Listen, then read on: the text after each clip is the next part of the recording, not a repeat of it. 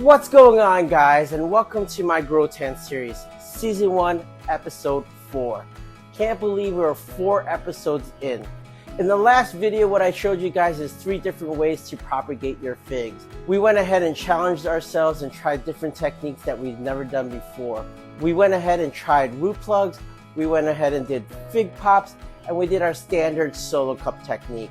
I hope you guys really learned something. I hope you really had fun with that episode, because I totally did. In this episode, guys, I'm going to show you the top 8 tricks and tips to increase your success rate when you're propagating your fig cutting. If this is your first time joining us, I'm Homer from Basement Figs, Elgin Noise Zone 5B, and let's start this video off in the tent. Alright guys, before I actually start the tour of the tent, I'm going to go ahead and flex my new upgrades to my grow tent.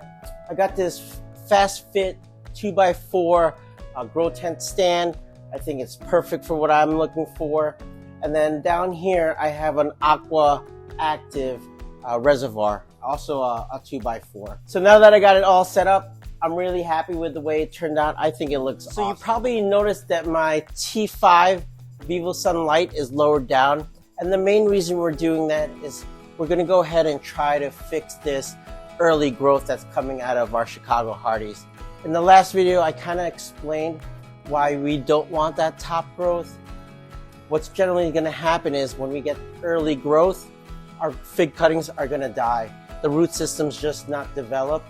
My theory here is if I can bring light closer to the plant and the plant doesn't have to spend its energy stretching to find light, what it's going to do is it's going to use that extra energy to produce roots. I've never really done this before, guys. It's really an experiment, but my goal is to try to save these cuttings without cutting off the top. All we can do is just wait patiently and see if it works. So what we'll do is I'll give you some close-ups of the other plants that we got going on here and see where they're at. Down here in the lower rack, I have my root plugs and my fig pops and also some of my big boy cups. Let's go ahead and take a closer look at these root plugs. Here's a close-up of the root plugs. Not much has changed. I don't see any visual roots. I actually did open one of the cups up, take a look. I did see a slight root development, but nothing to really shout about right now. Over here, we have our fig pops. We got a fig growing.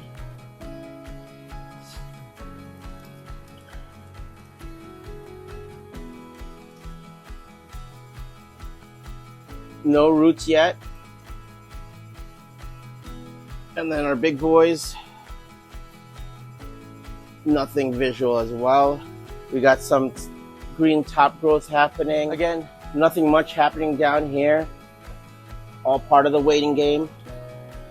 Here is a close-up of the Chicago Hardies that we're trying to battle the early growth. They look really good if they had roots. Over here we can see the back row.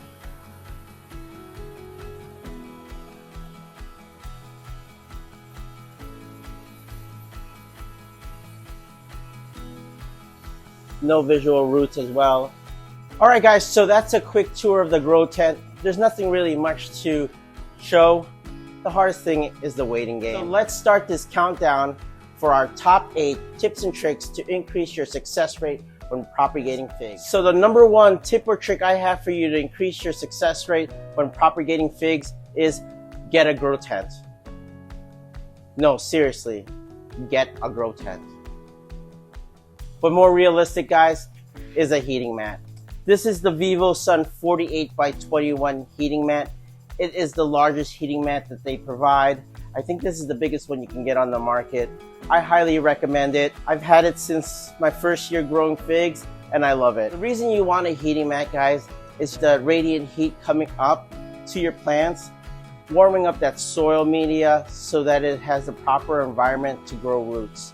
A really key part of this process. When you go ahead and purchase one of these heating mats, make sure you have a thermostat switch or controller attached to it. And how these work is these get connected to your heating mat you just simply plug this in. What you do is you put this into the soil media, and this little sensor here will read the temperature of your soil. This is really key, guys. A lot of people I've known actually have burned their roots just plugging it directly in. These do get quite hot, so just be careful. So this leads us to our second tip or trick to increase our success rate when we're propagating our figs. Is once you go ahead and get the heating mat set up, what you actually want to have is some way to kind of raise your containers off of the heating mat. And this is really important because we're really focusing on the radiant heat, not the direct heat. So here I have my drying rack. All I do is I simply put it on top of my heating mat, and you can kind of see that airflow can get underneath here. Now when I put my container on top, there's no hot spots or direct heat coming up the container. And I can't stress this enough. All we really want is that radiant heat, evenly dispersing up the container. And if I didn't have this drying rack underneath my container, what will happen is if I simply put this straight on the drying rack, you'll get hot spots. You only have one sensor. That one sensor is only reading one of these cups. It might not be an accurate reading of the whole environment. When you raise it off the heating mat, that reading is a little bit more accurate. To increase our success rate, we just want to make sure we stabilize our environment. So our number 3 tip or trick to increase your success rate when you're propagating your figs is your media. More importantly, the moisture level in your media. Guys, I stressed this in episode 1 when we're making the media. I stressed it again in episode 2 to start that video. No matter what we do, heating mat, grow tent, if we do not get this step right, we have failed. It is so important to make sure your media has something called field capacity. It just means the amount of moisture that is soaked up inside that media. So let's go through this again. Time to get dirty, guys. So you have a nice fluffy media. Again, this is HP Pro Mix mixed with perlite in a ratio of 2:1. Your soil media needs to be moist enough so that when you squeeze it, it shapes into a ball. Your hands are not dripping wet. Very important to get this step right. You guys can tell by the passion in my voice there how important it is to get that media right. Make sure to soak that 24 hours, 48 hours, a week before, so that media, whether it be coca-cola or peat-based, has enough time to soak in that extra moisture and give you the proper media you need to be successful. So number 4 tip or trick to increase your success rate when you're propagating your figs is once we get that moisture dialed in our soil media, we really need to keep it in there as long as possible. And how we do that, guys, especially if you're using the solo cup technique, is lids. I went ahead and purchased some solo cup lids matching my size of my cup. Cut it out. You guys see me do it with a soldering iron. Just made a hole perfect to the diameter of the cutting and just sealed it in. Our goal again is just to keep the media as moist as possible for as long as possible. Our goal is not to water these cuttings for about 3 weeks minimum. And how we do that, guys, is with lids. If you don't want to go out and purchase lids, you can easily do this with tin foil, saran wrap, any way we can cap that moisture inside the container. Let me show you how I would do it if I didn't purchase these lids. So here I have one of my Chicago Hardys that doesn't have a lid. I'm going to go ahead and construct the lid. You can use several things. I'm going to go ahead and use this press and seal, saran wrap, aluminum foil. I've used them all before. All I do is I take this, measure out the size of the cup, just a little bit bigger. I'll go ahead and cut it in half. So that now that I have a square, all I'm going to do is find the center of the cup or where the cutting is, cut a hole, and fit it on top of my cutting like so. I'm cheating because I'm using the press and seal here, so it'll help stick. And then all I do is just take a rubber band,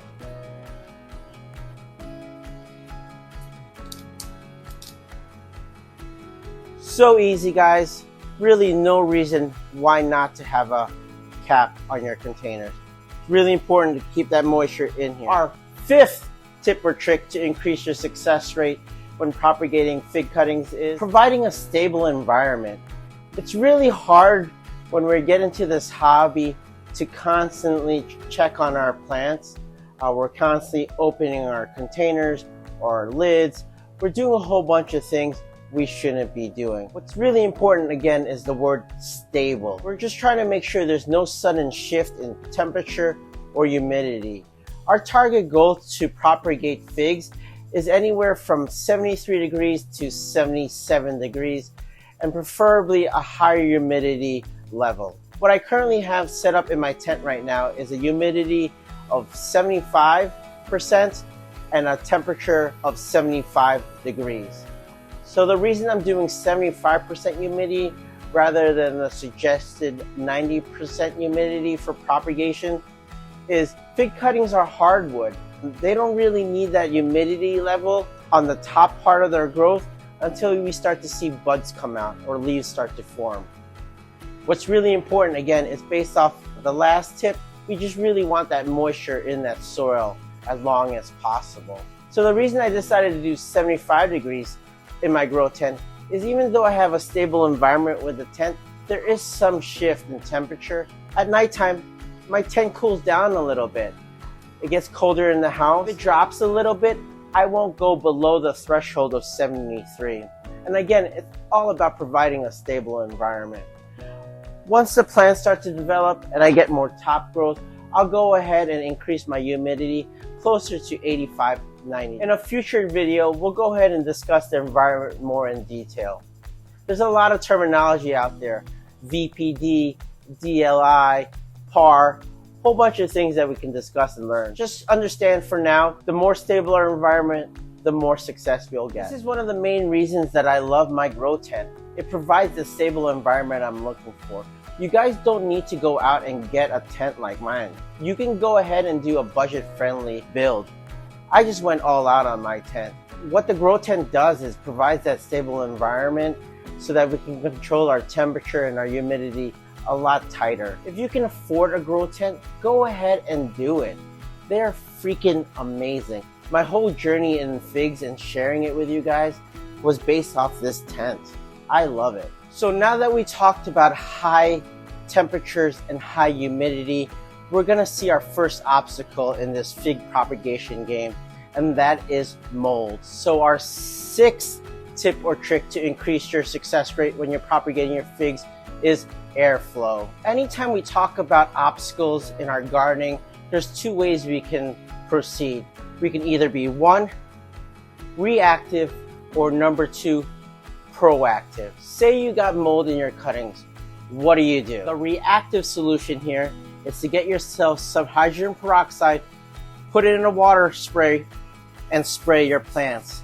The hydrogen peroxide will help kill that mold. The proactive way, and the way I suggest everyone really attacks gardening, is if we can figure out what's causing the mold, we can go ahead and solve the problem before it even becomes a problem. Majority of the times when you get mold in your grow, it's because there's not enough airflow. Providing airflow will help circulate the air around your plants, giving the mold spores a really hard time attaching to something, especially your plants. As you can see in my grow tent here, I have several fans going. I provided the proper humidity, proper temperature, but also provided that airflow to combat any mold. You might not have a grow tent, and I understand that. So when I first started, I had my fig cuttings in a container with a lid on it, and I tried to keep the proper temperature and the humidity. But what I tried to do was open the lid and let the container breathe. It's that simple. We just need the airflow to come in and out, and we're recycling and giving it fresh air. So our seventh tip or trick to increase your success rate when you're propagating your figs is insulation. And what do I mean by insulation? Let me show you. So what I'm about to show you guys is game changing. I did this on my last grow last year, and I saw a success rate like I've never saw before. I saw a root explosion happen a lot quicker. and a lot healthier. And when I talk about insulation, what am I talking about? I'm talking about rice hull. So the reason for using rice hull is two parts. Number one, we're trying to provide a really stable environment for our container here. So if you look at this container and we fill in these air pockets with rice hull, what we're trying to do is add extra insulation. So when we heat up this container, we have a more stable environment. I've been saying this throughout this video. It's really important to provide our stable environment to increase our success rate. Part two of why we use rice hull is you've probably seen videos out there where other people might use mulch or dirt to surround their cups in their containers. And I'm here to tell you to use rice hull. Rice hull is a lot more beneficial than mulch. First of all, it's a lot cheaper, a lot lighter, easier to work with. Most importantly, why I like using rice hull instead of mulch is fungus gnats. Fungus gnats really like organic material. Putting extra soil in this container or even mulch will increase our chances to get fungus gnats, providing them with an environment that's advantageous for them to multiply. What fungus gnats do is they lay eggs in the soil media. And when those eggs hatch and produce larvae, the larvae will cause havoc in our grow. They will eat the roots of our cuttings. This is probably number two reason why we fail in this fig propagation game. Number one being water and controlling water, and then number two is fungus gnats. Let me go ahead and show you how I go ahead and insulate this container using rice hull. So the first thing I want to do is go ahead and rinse off my container. Just rinse it off with some water. But what I really want to do is make sure it's sterile. Try to have our container as clean as possible. All I have here is rubbing alcohol. I'm gonna go ahead and give it a wipe down. Now that I got my container cleaned off and sanitized, I'm gonna go ahead and take some of this rice hull and just put a thin layer, maybe about ½ an inch thick. For those people that don't know what rice hull is the shell of the rice seed from the rice plant. If you look at it like corn has husk, rice have hull. One of the benefits using rice hull is it's really absorbent. It really likes to hold in moisture. I actually will use the rice hull in my living soil mix. Make sure to stick around for that episode. That should be about maybe 2 or 3 more weeks. We're getting really close to it. But all I have is my water spray bottle here, and I'm gonna go ahead and dampen this rice hull. And the reason we want to dampen this rice hull is if we didn't saturate it right now, what's gonna happen is it's gonna soak up all of our moisture from our cups, from the aeration holes in the bottom, and we don't want that. Once I get my container here moistened up, what I'm gonna do is go ahead and reposition my plants into this rice hull.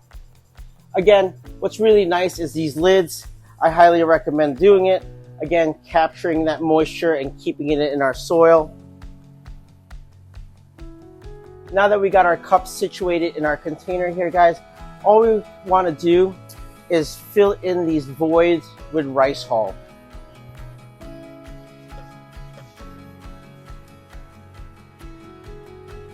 And I try my best not to get it into the cups, but it's not the end of the world if it does.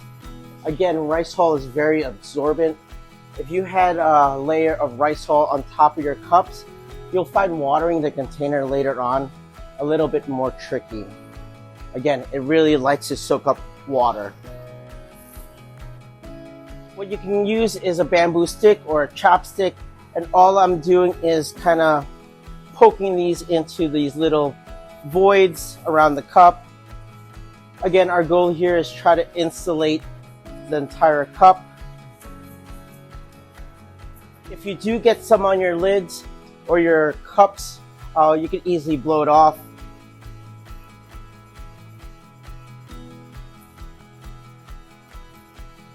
You want to at least cover your containers at least halfway. If you can get up to 3/4, the better.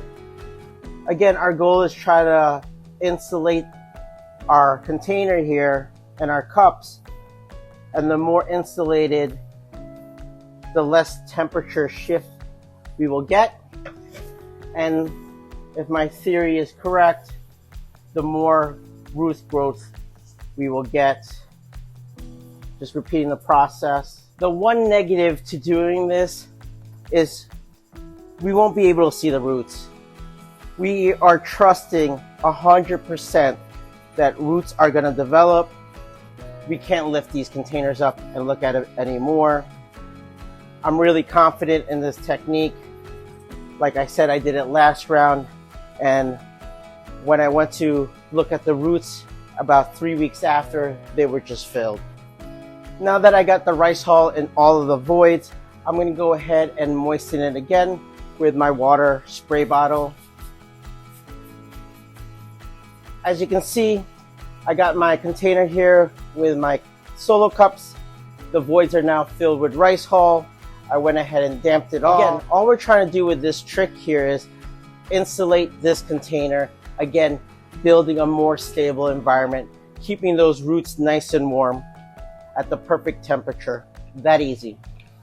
As you can see, I went ahead and did it to all my containers back here. Now that we got that back in the tent, give it a try. Let me know how it worked out for you. We'll find out in about 3 weeks if I was a hero or a zero. So our 8th and final tip or trick to increase our success rate when propagating figs is, I want you guys to really challenge everything you read, everything you hear, and everything you watch, especially on YouTube. Don't be that foolish person that takes a creator's word as the Bible. All we're trying to do is entertain and inspire you to do this hobby. My whole goal and the goal of this channel is really to inspire you to try things out, take what you hear, put a spin on it, make it yours, and let's just grow this hobby as big as we can. Number 8, really important, just challenge everything out there. That's how you're gonna be a better gardener. I really hope you learned something in this episode. I had a blast filming this one. I had a blast editing it. Again, I hope you guys enjoyed it. I hope you learned something. Please do me a favor. If you really like this content that I'm doing, make sure to smash that like button. It really helps me identify which videos you guys are really liking. And feel free to comment. I have a thick skin. I'm doing something you don't like, let me know. If you want me to explore something, let me know. This channel is for you, and you, not for me. I'm here to try to entertain you guys and try to share my knowledge, and I'm also here to learn myself. So again, I appreciate you guys joining this video. I hope you had fun. I hope you learned. Again, my name is Homer from Basement Figs, Elgin, Illinois, Zone 5B, and I'll catch you guys on the next one. Peace, love you.